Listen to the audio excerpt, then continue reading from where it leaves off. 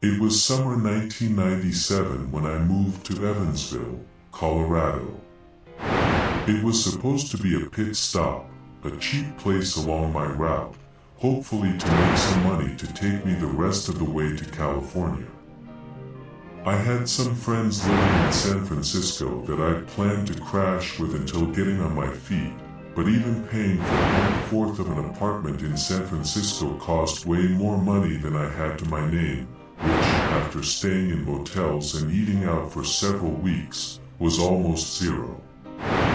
It was in Evansville that I met Tony Ridalgo. I saw his name on a flyer in the town's visitor center. Looking for a plumber's assistant.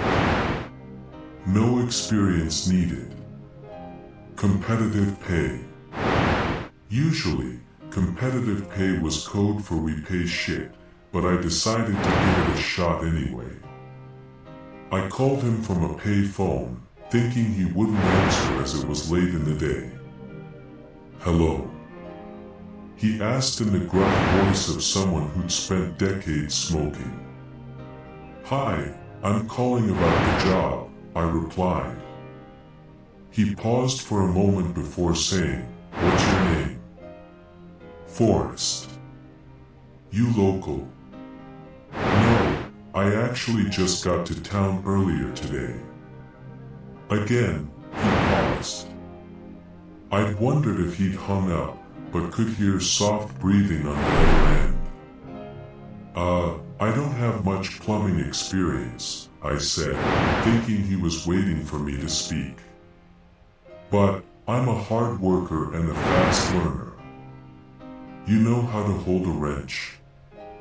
I told him I was good with tools, as I used to work in my dad's wood shop, which was mostly true, though he usually only had me hold things stable or sweep the shop.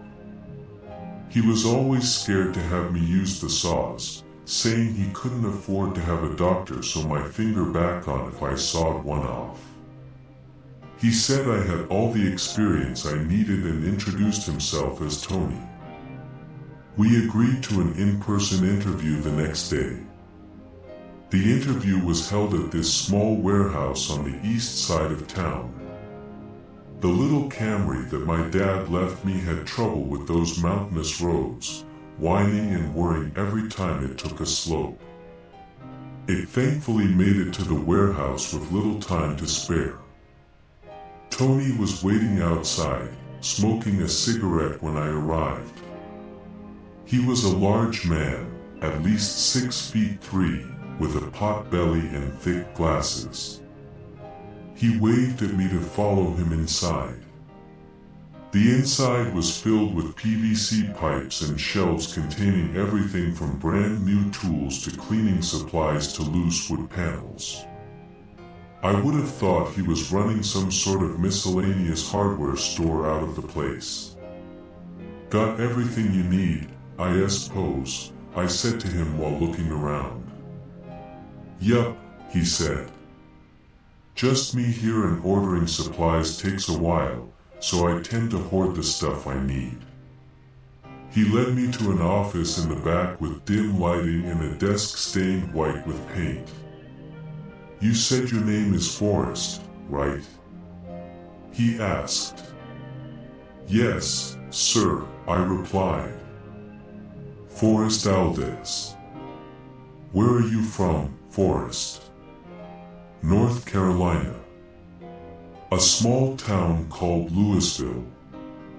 Long way from home."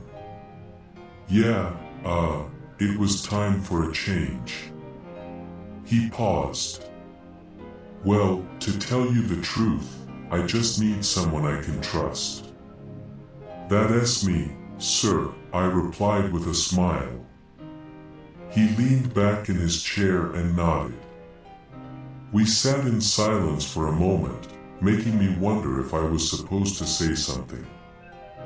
Eventually, Tony leaned forward and met my eyes. "Family?" he asked. Got some cousins that I don't really talk to back home," I replied. "And I never really knew my mom." And your dad? I shifted in my seat. He passed away. A few months ago. Sorry to hear that.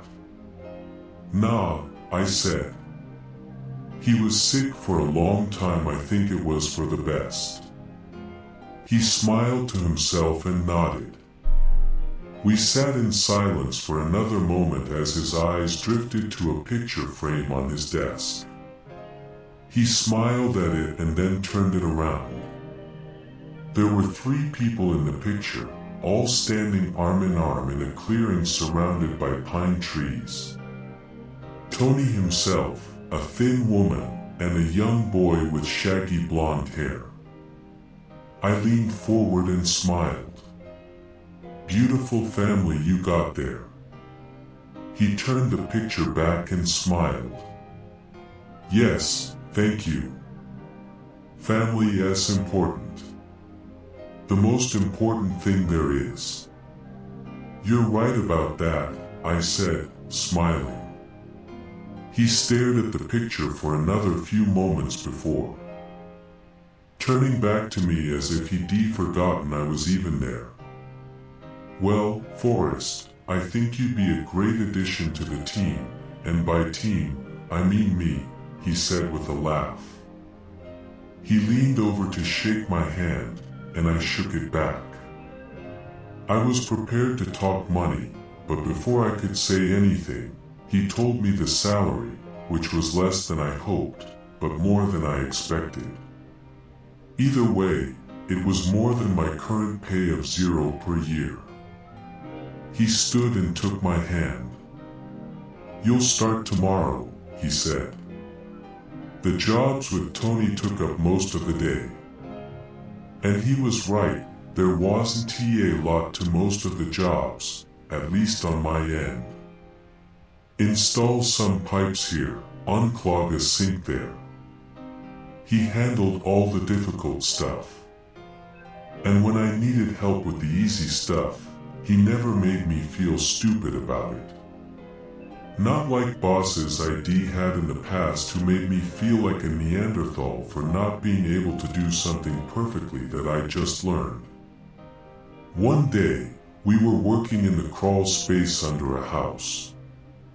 I always hated small spaces, which is why staying at that cheap motel was a mindfuck. My dad said it was because of something that happened when I was younger, but he never told me what it was. Sometimes, I dream about being in a dark enclosed space with someone yelling outside, but I'm not sure if that's an actual memory. The crawl space was dark, dusty, and full of spiderwebs with bits of light peeking through thin cracks in the wood. Tony was right outside, searching for the water main, while I was tasked with looking under the house for leaks. It was fine at first, but the deeper I crawled, and the more that spiderwebs covered my face, the faster my heart beat. I bit my lip and took several deep breaths, telling myself to stop being a pussy. A breeze blew by. I didn't know how that was possible in the enclosed space, but it carried with it a soft sound. I clocked it as a man's voice but told myself I was hearing things. It came again, this time a bit louder. It wasn't Tony's voice, but one I recognized. Forrest, he said. I closed my eyes and shook my head. The light from the cracks disappeared. Stop, stop, I told myself. Forrest, help. Stop. I cried before crawling towards the only source of light I could find. You have to, Forrest. Stop. Stop. Stop. I continued to yell while diving into the light of the open air. Tears covered my face, and my heart beat like a bass drum. I couldn't stop my hands and legs from shaking as I rolled into a ball on the ground. A hand touched my back, bringing me back to reality. I took several deep breaths and looked around to see the still, silent woods staring back at me. Tony was standing behind me, wearing a sympathetic smile. "Come on, let us grab a beer," Tony said. There was only one bar in town as far as I could tell. This small place, called the Watering Hole, that looked almost like a rundown gas station from the outside. Tony went to the bar to order drinks while I sat at a table near the back. One of the men a few tables over lifted his head and met my eyes. He stared for a moment, then looked at Tony before putting his head back down. He soon returned with 2 beers, setting one in front of me before taking a big swig of the other. "Good work today," he said. "Thanks," I said with a soft laugh. "Guess you didn't expect to hire such a pussy." He sighed. "Nothing wrong with getting scared, son. Fear is evolutionary, as they say. Ingrained in us to tell us something is wrong." "Yeah," I said, thinking that fear was built in us to prevent us from getting eaten by saber-toothed tigers, not to make us about piss ourselves cause the lights went off. We sat in silence for another few minutes, working slowly on the beers. "I'm really sorry, Tony," I said. I don't know." He cocked his head at me, then turned to the bar. "2 shots of Jack," he called. He